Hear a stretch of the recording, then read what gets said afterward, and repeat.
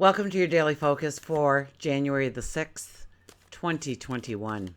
My name is Tilly. This is Tarot with Tilly. And thank you. Thank you truly for all the positive, loving, supportive energy you send my way each and every day. I send it right back to you. Today we have the number 6. Our well-being, our routines,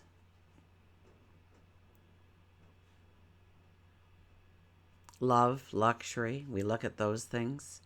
We look at what has value in our life, maybe within our day-to-day routines, the mundane of our life. Maybe within our health and well-being, we're looking at what brings value, what doesn't bring value, what we want more of, what we want less of.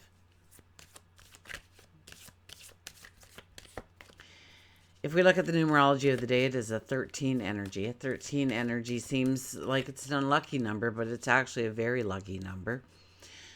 Sometimes the path we must walk in order to experience that 13 energy doesn't seem so magical and wonderful and beautiful at the time and in the present, but it leads us to great rewards, great successes.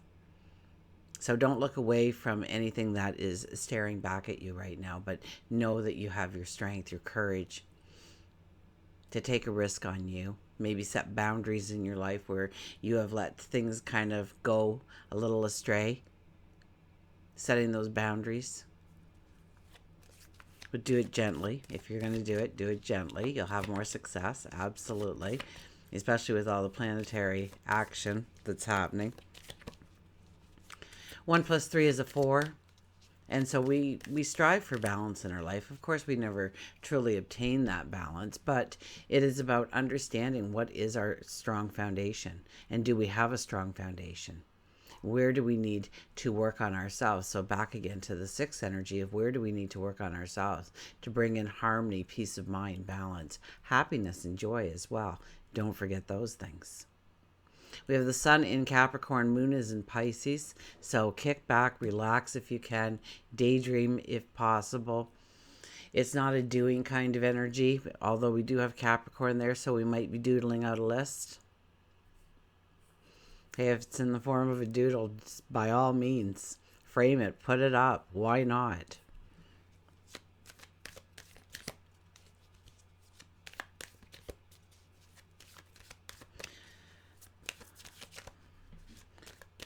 Okay, let's get to the cards.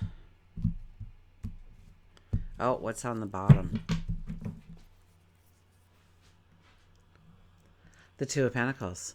So any decision is a good decision if we are making the decision, if we are taking control of the narrative. But to not make a decision is to make a decision, and most times it's the outcome we didn't want. So it's thinking things through and making a decision. And that'll be a little harder under this Pisces energy that we have, but we have Jupiter in Pisces wanting the expansion of.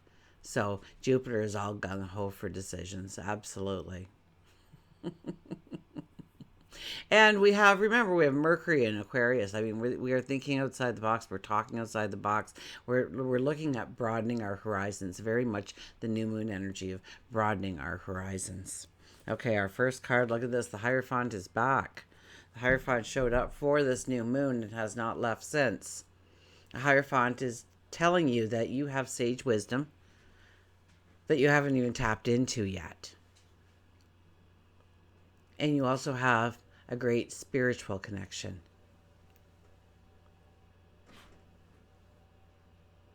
So have you tapped into that? And utilizing both. So this is a time when you want a daily mantra at the beginning of each and every day to be something of taking my intellect and my heart and working together as one in making my decisions. That way, when you're making your decisions, it's not purely logic, because purely logic isn't going to work under this energy right now anyways, but it's not purely emotion either, which is more likely to start to happen. Although we do have Pluto and Capricorn yet, there is energy keeping us in reality, but there's also energy that allows us to just go the extra mile in what we want, break through those glass ceilings, break through those barriers, break through those limitations. And in some ways, we are expanding our horizons to understand that we can break through that glass ceiling. The Hierophant is about talking to God, your angels, your spirit guides, having conversations seemingly with yourself, going within and understanding your truth and your knowledge, your wisdom, and following your heart, your gut, your intuition. We have the Eight of Pentacles. The Eight of Pentacles is about hard work. It's if you want it, you're going to have to roll up your sleeves. You're going to have to raise the bar on yourself. It's not, I'll just do this today. It's no, setting a goal and then meeting that goal and then raising the bar and setting a higher goal for yourself and obtaining that. So it's very much the more effort, the more focus, the more drive we put behind ourselves, the more accountability we give ourselves, the stronger we'll move forward, especially under that energy.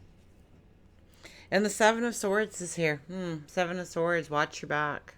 Okay, don't share everything with everybody. It's really not a day for talking. It's more of a day of maybe talking to God, your angels, your spirit guides, talking to yourself, but not necessarily putting things out there so that people can pull them apart. They can use them against you. They'll go, oh, wow, that sounds great. And then they're like laughing about it over at the water cooler, if that's such a thing. Is anybody back to work anywhere in the world? This is also about understanding what is truly valuable to you and what you need to take forward, whether it's possessions, a state of mind, people, environments, and leaving behind what you don't want, even if it's convenient to take it with you. And sometimes we just drag along the stuff, right? Well, it's not really doing anything, but I just keep it around.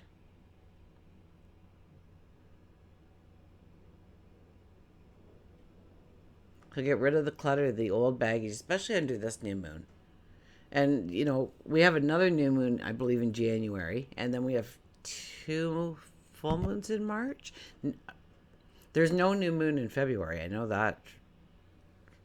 So we have a double whammy of new moon energy in January to really, if we've set those New Year's resolutions, this is a time that we can actually be successful in our first couple of steps. That's usually the problem, is we're not successful. So put your focus on it. Put sticky notes up to remind yourself. Wear a string around your finger. Like it's in A Wonderful Life. And he had like 5 or 6 different strings, and he's like, oh my goodness. Because he couldn't remember what string was for what. This is about going towards your joy, your happiness, or stepping into an environment that enriches you in some way. So it could be a place of study. It could be travel.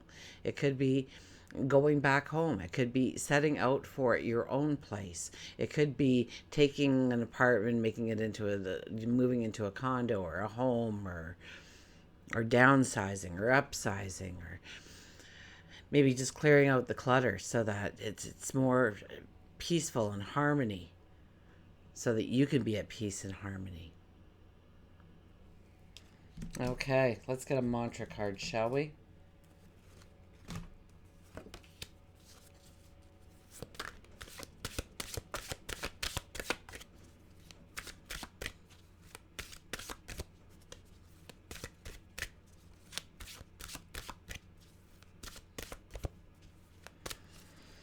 Okay, here we go. Creative wonderment, follow your passion. This is truly a day. I mean, we have the moon in Pisces. We have Jupiter in Pisces. And, Mercury's in Aquarius. We're thinking outside of the box. We're exploring outside of the box. We're not necessarily looking at the tried and true in order to advance ourselves, in order to in order to move ourselves forward, in order to improve ourselves, in order to expand our path, grow in some way. Creative wonderment, follow your passions. Write them down, doodle them out, draw them out. Talk to God, your angels, your spirit guides about it. Talk to yourself, journal it. Or just start creating. Just raise the bar on yourself and say, okay, this is what I did yesterday. This is what I'm doing today. And tomorrow my goal is this. And reward yourself. Know that you've accomplished that. Say, good job. We talk so wonderfully to everybody else in the world. It's time that you start talking beautifully to yourself. Acknowledging your worth. Your beauty. Your intelligence. Your talents, your abilities, the beautiful person you are.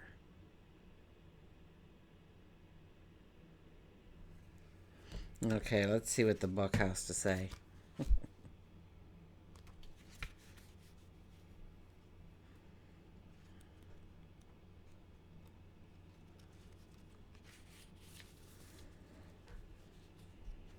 Okay, so you can bring fruition to something within your imagination that you alone have thought of. Remember, everything starts with a thought. Doesn't matter what is in your world and your environment around you. Somebody thought it before it actually became something of reality. And so you must think it before it can be a reality. And the only way you can think it is by sitting back, taking some time for yourself, daydreaming a little bit. Write the narrative. Journal it. Being creative is relaxing and therapeutic, whether it is cooking, sewing, woodwork, photography, writing, art, whatever it may be, that stimulates your imagination. Use this time for you to create and inspire others. Utilize your skills. Take classes. Follow your passion. You will one day have the opportunity to turn your heartfelt creativity into your life's work. Create your labor of love. The mantra is, I am inspired to be creative. And you will be today. You will be inspired to be creative, or at least think creatively.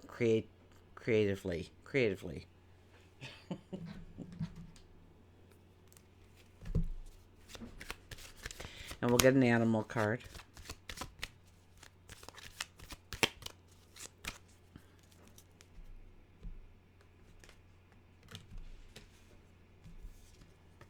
Oh, look how it comes back again today, partners. I kid you not.